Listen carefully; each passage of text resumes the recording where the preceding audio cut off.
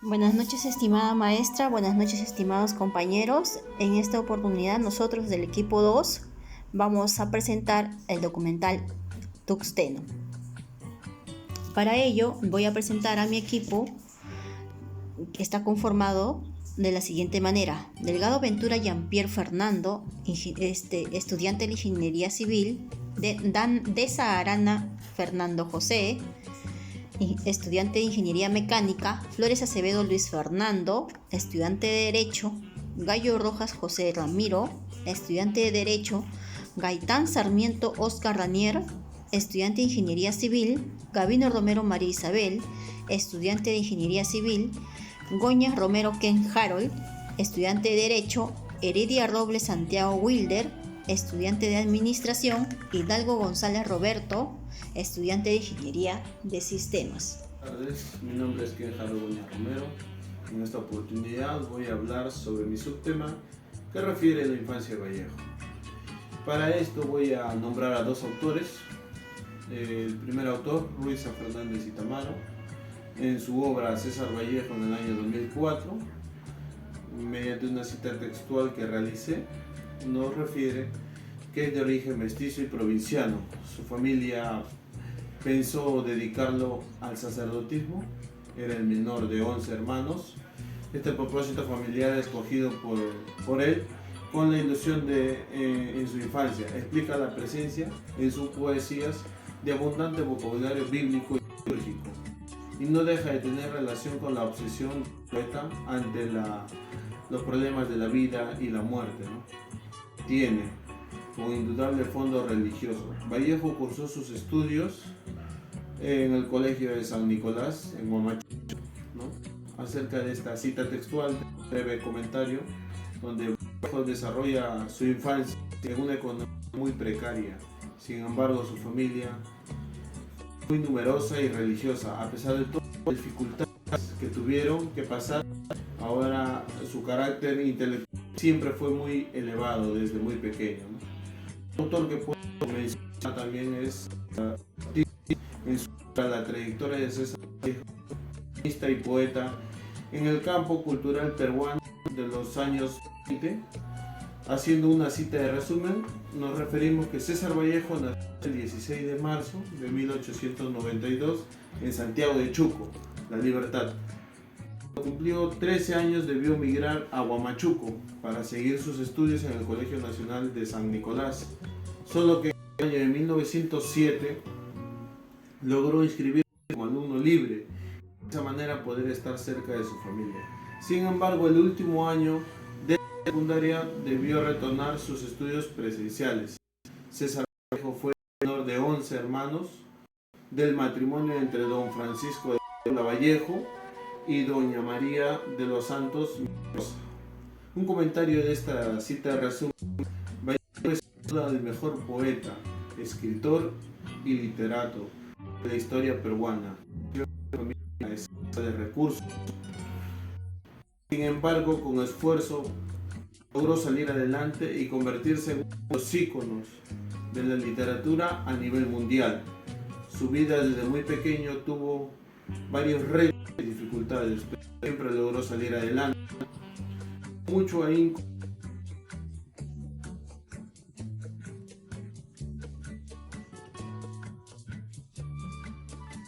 De Vallejo en Europa podemos destacar muchísimos aspectos importantes, de los cuales a continuación mencionaré algunos, como su colaboración para el norte de Trujillo entre los años de 1923 y 1930, el puesto que obtuvo en la oficina de Les Grands Jours Iberoaméricains, organización publicitaria dirigida por Alejandro Sux en París.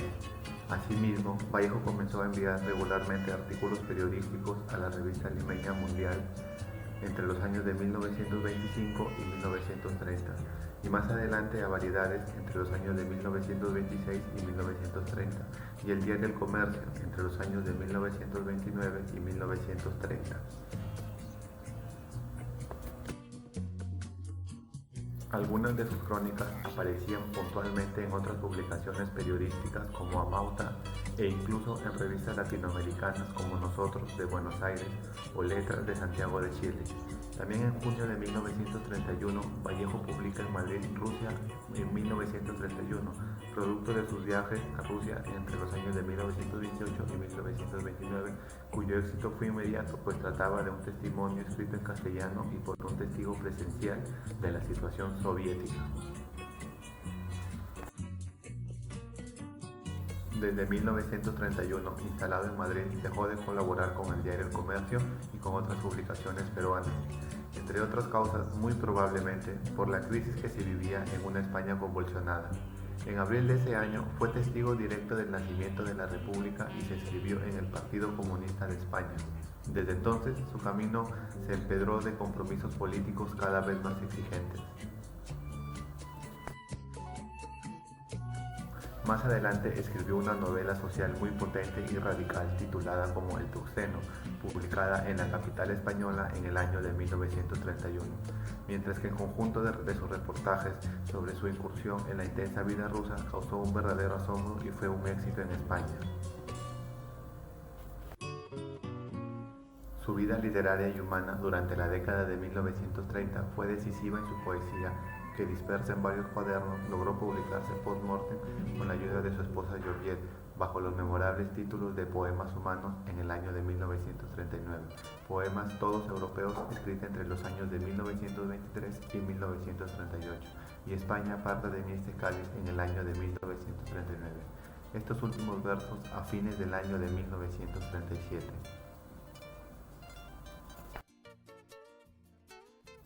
César Vallejo regresó a París para cerrar su vida una tarde de aguacero el 15 de abril de 1938. España caía en manos del franquismo y él solo era un muchachón de 46 años que agonizaba como el más grande poeta peruano.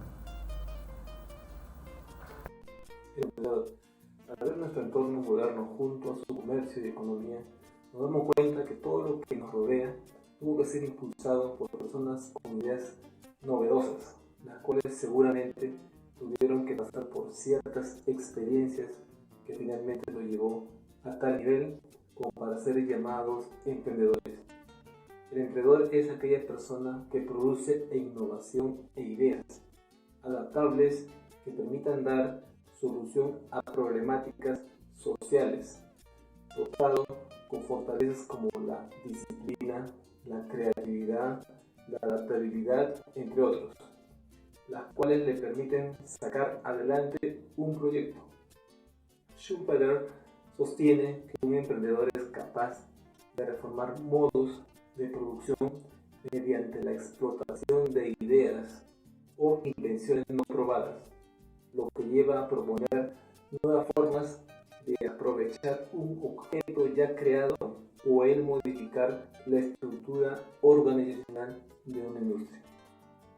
Duarte y Ruiz definen a un emprendedor como una persona con cualidades de líder e ideas que le permiten sacar adelante proyectos de innovación que a su vez permiten desarrollar la economía. En conclusión, un emprendedor es una persona con talento innato para innovar y liderar proyectos de innovación, dotado con cualidades de líder, lo que le permite generar desarrollo, mejores condiciones de vida para sí mismo y para su entorno. La importancia del documental. Cuando tenemos la necesidad de tener un registro de la realidad, ya no basta solo con registrarlo mediante un documento escrito, sino que muchas veces es necesario tener un registro audiovisual, el cual nos permite tener una vida exacta de lo sucedido. Define el documental como todas esas obras cinematográficas que usan material tomado de la verdad y que poseen capacidad de interpretar en términos sociales la vida de la población de la misma forma que existe en la realidad. Es una forma de llegar a transmitir de una manera simultánea los acontecimientos que son vividos por personas, narrando sus acontecimientos y hechos a lo largo de su vida. El documental es de por sí un hecho importante que es llevado a industrias cinematográficas para poder llevar la historia a todas las personas posibles. En conclusión, La importancia del documental se basa en la necesidad de tener un registro audiovisual de hechos reales y relevantes, ya sea en la historia, investigación u estudios. Sustentación del proyecto de emprendimiento y difusión cultural. Sesión 16, 2021, Ciclo 2. Cátedra Vallejo. Los factores de un emprendedor. 1. Escucha. Escucha con atención y empatía para conectarse con los demás, ya que en lo que dice se esconden sus necesidades y así podamos hablar su idioma. La empatía es una habilidad que todo emprendedor debe practicar siempre. 2. Negociación. En los emprendimientos hay siempre 3 situaciones en las que puede haber conflicto: reuniones, relaciones interpersonales, negociaciones. Para mantener armonía en una situación volátil puede tener en cuenta lo que sigue.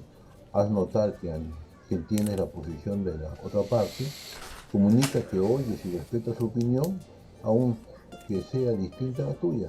Afirma tu posición: siento, pienso, quiero, etc. Debes mantener una actitud de humildad y no de superioridad. 3. Persuasión. Esta habilidad se utiliza cuando esperas que tu audiencia realice una acción luego de poderte escuchar. Puede ser comprar tu producto o servicio en línea, asociarte, conseguir, te recomiendas en el proyecto. Distinto será si solo buscas inspirar o motivar, como un ejemplo de presentación a tu colega. 4. Comunicación no verbal. Si la entiendes, podrás descifrar a tu interlocutor y podrás reforzar lo que dice con su propia comunicación no verbal. Así demostrarás más coherencia en tu mensaje. Algunas consideraciones. Ten en cuenta las expresiones faciales, los gestos de las manos, cruzar los brazos, da la sensación de distancia, ira, molestia. Señalar con el dedo denota falta de respeto y implica condescendencia.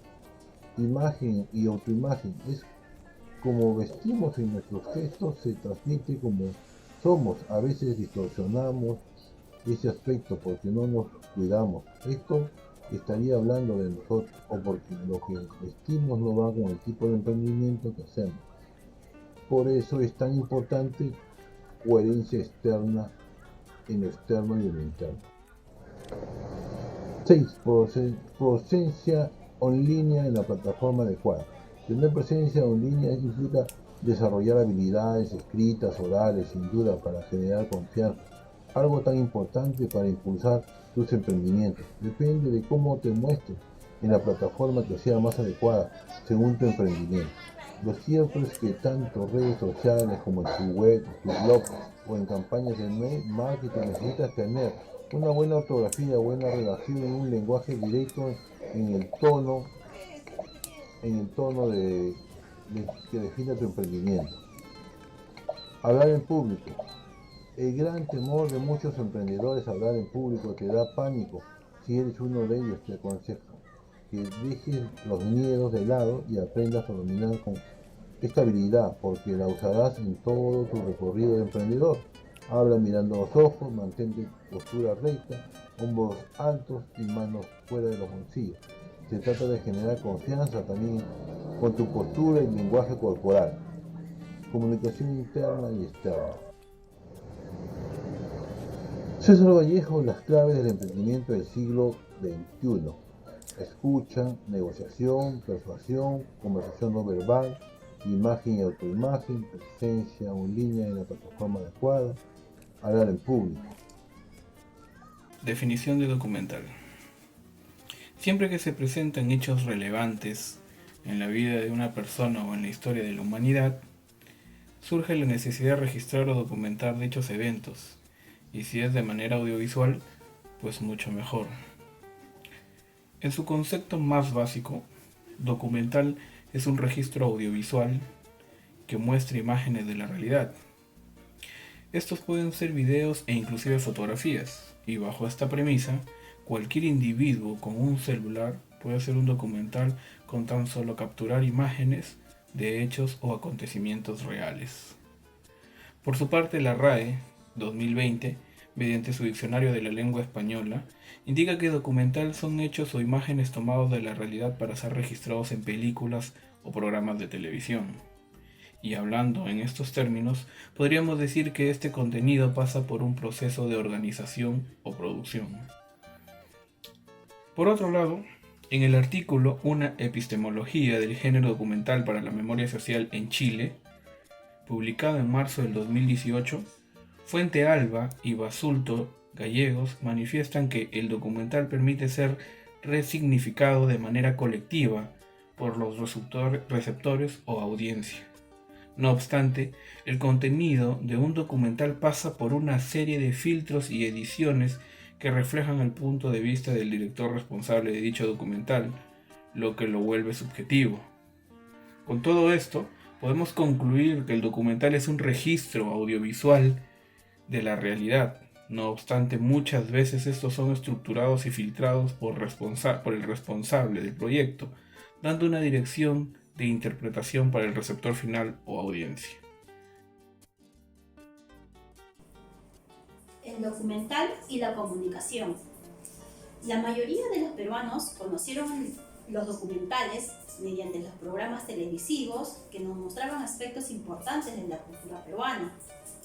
Los documentales han sido instrumentos que permiten comunicar nuestra cultura, pero el documental que vemos es solo la pieza final de un proceso de documentación y recopilación de información para su comunicación. La comunicación tiene su origen en la palabra latina comunicare, que significa que otro participe de lo que se posee.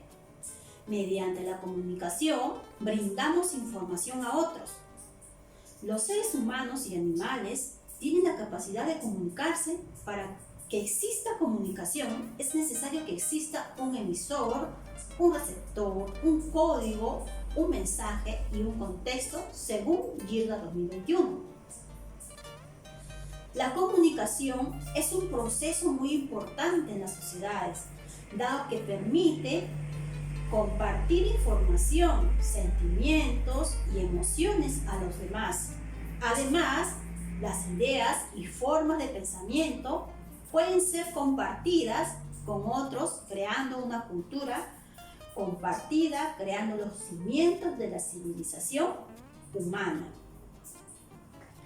Mientras que el documental es un método de investigación cualitativo que permite entender la realidad. Para lograr el entendimiento, utiliza documentos escritos o visuales que describen la realidad, sin alterarlos ni cambiarlos. Al analizar los textos que describen la realidad estudiada, se obtiene una forma confiable para conocer la realidad sin caer en prejuicios ni alteraciones. Según Sánchez, Figueroa, Alaiza, Cime, Tredes y Tafur 2020. La investigación documental es una forma directa para obtener información. Al estudiar los documentos, podemos tener una visión de la información plasmada por los autores que nos dan la información. Además, nos permite poseer referencias y fuentes directas de las personas que crean información. En conclusión, la investigación documental es un método que analiza las diversas fuentes sobre un tema para la adquisición de conocimientos confiables que pueden ser transmitidos al público en general mediante diversos medios de comunicación como prensa escrita, programas televisivos o el Internet.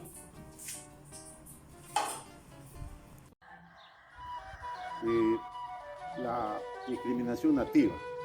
La discriminación nativa, vamos a hacer una introducción breve. César Vallejos nos hace ver en el Tuxteno cómo los Zoras habían sido explotados en aquella mina, ¿no?, por esta empresa norteamericana que había llegado acá al Perú.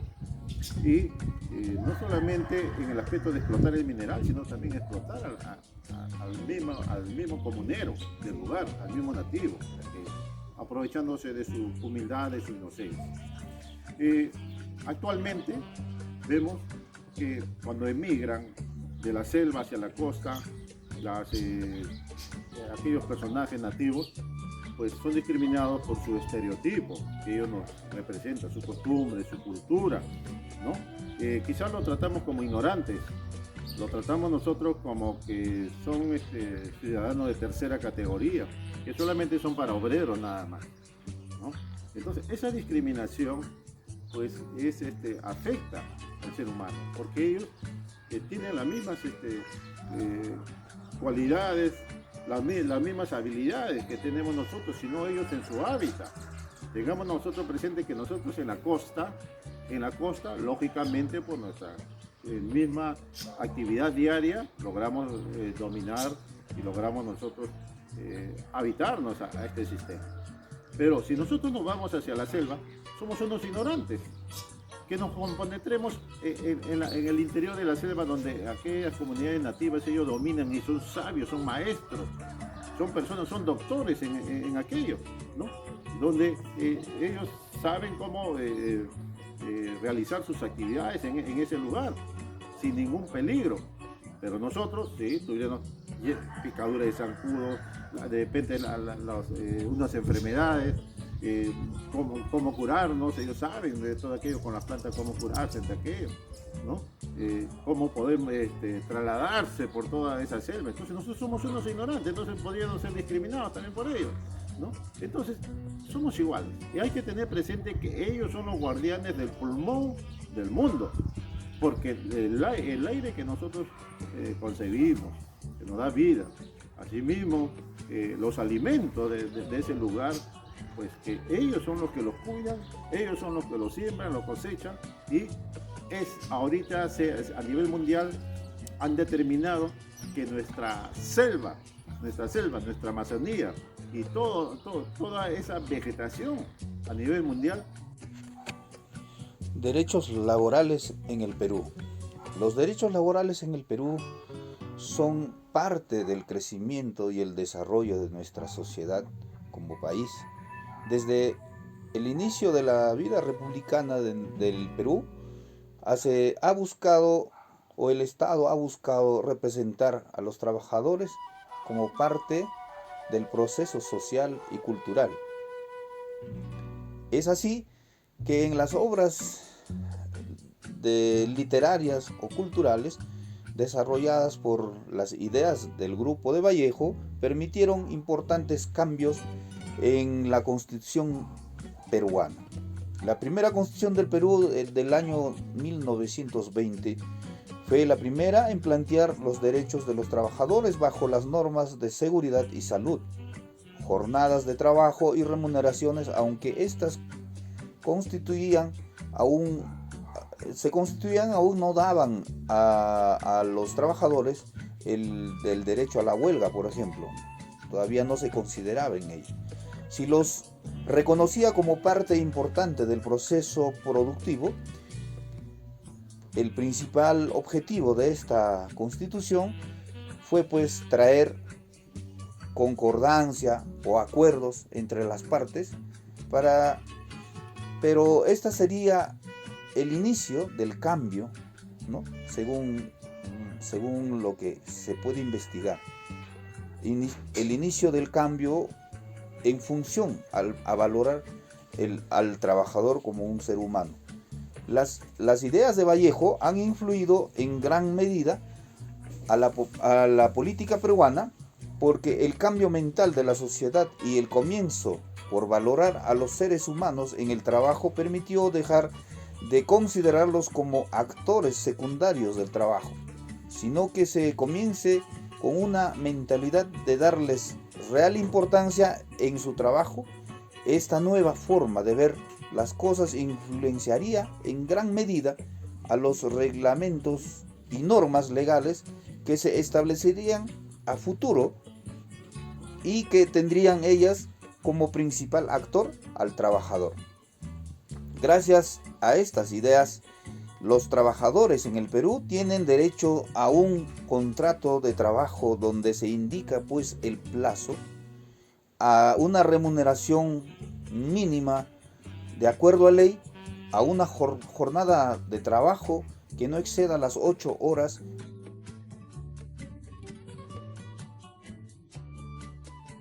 El día de hoy hablaremos acerca del subtema la explotación laboral.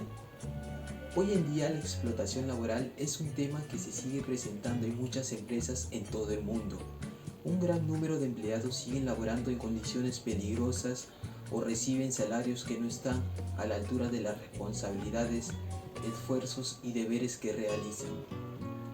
En nuestro país, la explotación laboral es una problemática social que se origina en el colonialismo y de la cual seguimos siendo testigos hasta el día de hoy, aunque de alguna manera más sofisticada y camuflada. Un caso muy polémico y que indignó a la población fue el de los 2 chicos que murieron quemados en la conocida Galería Nicolini en las Malvinas. Ellos laboraban al interior de los contenedores, encerrados con candados, sin acceso al agua y a servicios higiénicos. Lastimosamente, el incendio acabó con sus vidas. Este hecho muestra las terribles condiciones laborales en las que trabajan muchos peruanos y peruanas en el país.